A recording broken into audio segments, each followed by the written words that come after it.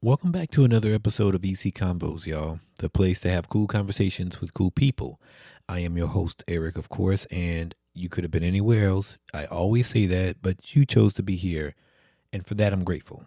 I really am. Y'all have no idea. And so please do me a favor, like and subscribe to the show, whether you're listening to it on YouTube, on Spotify, Apple Podcasts, Amazon, wherever. Listen to it, check it out. If you like it, please leave a comment, subscribe, like it, and all that good stuff too, because it goes a long way, y'all. And as I said before, last week, we're actually back on Substack as well at ecconvos.substack.com. And I want to talk a little bit more about that in a few minutes. But those likes matter, y'all, as I said before. And if you're feeling generous, then leave me a tip. Why not? Because every little bit goes a long way, y'all, and it helps keep the lights on. Now, there are no guests today. It's just me talking because I wanted to talk a little bit about my reason for going back to Substack. Now, what I will say is this. For a few days, I was actually pretty conflicted about doing that or not, whether I should follow the same pattern as I've been doing over the last few years with the hope of gaining some type of following on traditional social media platforms. Some would call that as insanity, of course, but I don't know. Or do I basically create a completely new lane for me where I can be as creative as I choose to be and not really focus on the followers, but focus more on the people that rock with me? So many decisions, y'all. So many. And believe it or not, it actually all started with a conversation I had with Sunita Kumar. I interviewed her on my EC Convos. And after the interview, she said, you should start to focus your attention on Substack again. And we talked a little bit more about it after the interview. And I was thinking to myself, So I did what normally a normal Virgo would do, which is did my research. Lots of research. Actually, if you listen to my podcast with Sunita, you'll know about the 6-2 method, which is what I am, a 6-2 characteristic.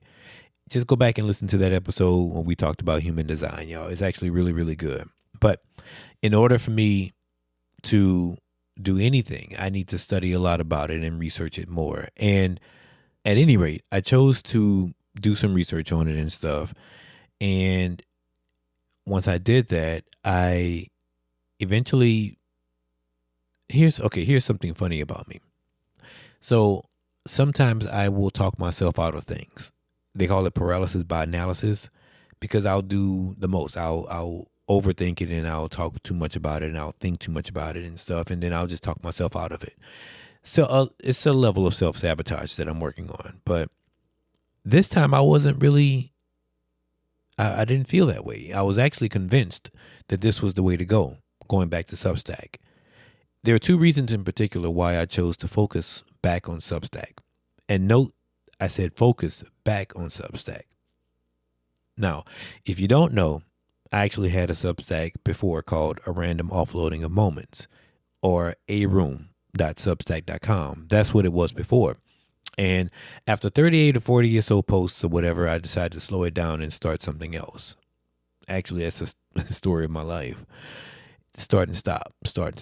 But I still kept it up and would receive a random like from somebody or a random comment here or there from people. But it was, I don't know, it was just at the moment I felt there were so many other things going on and I decided to kind of neglect it a little bit. But here's the first reason why I chose to go back to Substack. I went back to other platforms after I left the Substack because I thought that's where the opportunities were. But as I continued to post on them, I began to feel more and more disconnected from the whole thing. And I don't know if you've ever felt that way before, but I would have conversations with myself all the time about why I'm not gaining traction or I'm not gaining any more followers. I mean, I felt the information that I posted was good. It would be insightful pieces of work, whether it be words of encouragement, photos of random things, or even motivational videos that I've been doing as of recent, but it just never really connected with me in terms of me posting on those sites. I don't know. I just felt that it was something that it it felt like I kept getting overlooked. And I don't know. Am I the only person that feel that way about TikTok and Instagram and stuff like that? I mean, obviously, there's millions and millions of people on there, but I felt like it was a rat race on there, and that's no disrespect to the people that are thriving on there, but I just really felt that it was a rat race on there. And I really do believe in the idea that if you do a lot, then you'll soon be required to do a lot. It becomes a job at that point, constantly posting 3 or 4 times a day for the algorithm to just recognize and possibly move you up the ladder. So many influencers and these social media gurus, they'll tell you the exact same thing. Where if you just post one more thing per day, it'll all work out. And again, I understand those who choose to do that. I just never saw myself really doing that long term without feeling like it's a full-time job or feeling like I'm doing the exact same thing everyone else is doing. Just spinning my wheels, with nowhere to go at all. I'm more of a quality over quantity person, and I truly have a voice. And that voice is meant to be savored, like a meal that you prepare and you enjoy each bite of, not just something that you can just hurry up and grab. That's not even really satisfying. It's just there because it's all there is to eat.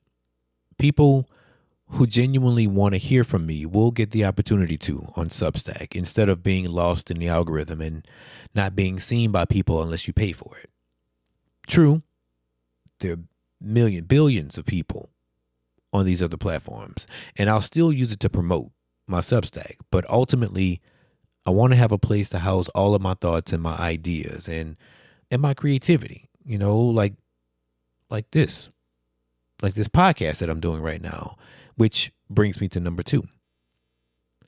I realized the best thing about Substack for me is the ability to write an article, take a photo or two. I can record a podcast if I want. I can live stream. I can do all of these things in one place. Now, can I do that in all these other platforms? Sure. But as I said before, I won't get too lost in the algorithm with Substack because the most important part of this is they'll receive the content directly from me going to their emails or going to the app. No paying to play or anything like that. No hoping people will see it several days later or even see it at all. And I can be as creative as I want to be on here. Again, I can do all of those things on different platforms. Yeah, I can definitely do that. But having that direct access and a connection to people, it just seems like it's a lot more personal to me that way. Now, don't get me wrong. There is still a place for Instagram or for Facebook or TikTok. As I said before, I can promote my Substack on there. Will it get traction? Who knows? I don't know. But one thing's for certain, I like it over here. And I don't plan on leaving it anytime soon, y'all. So, welcome to the reintroduction of me and my creativity. I like to call it a monthly digest of my thoughts and events and stuff. Come for the coolness. And, come for the coolness and stay for the realness. How about that? I'm going to change the name of my Substack one more time to commemorate everything that I plan on doing on here. But EC Convos, it'll still be here. My storytelling will still be here. My commentary, good news. I may do some good news of the week or something like that. And even products I like, I may do that as well. Like show some type of products or a movie review or whatever. Everything in between, I should say. And you want to know the cool thing about all of this? All the people who read or listen or watch will be here because they want to be. Not because they're passing through to get to the next reel or the next post or anything. So yeah, that's the reason why I'm choosing to get back on Substack, because I like it over here. and I can be myself. So, with that being said, welcome y'all to the new, I don't know. I don't even know what to call it.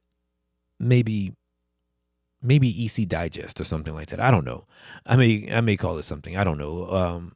Working title, working in progress. But yeah, welcome y'all. I appreciate it as always to another episode of EC Convos. Again, it's a singular episode. It's just me talking about my thoughts and my feelings on certain things and why creativity will always win. So until the next time, y'all, my name is Eric with EC Convos, and I will see you on the other side. Peace.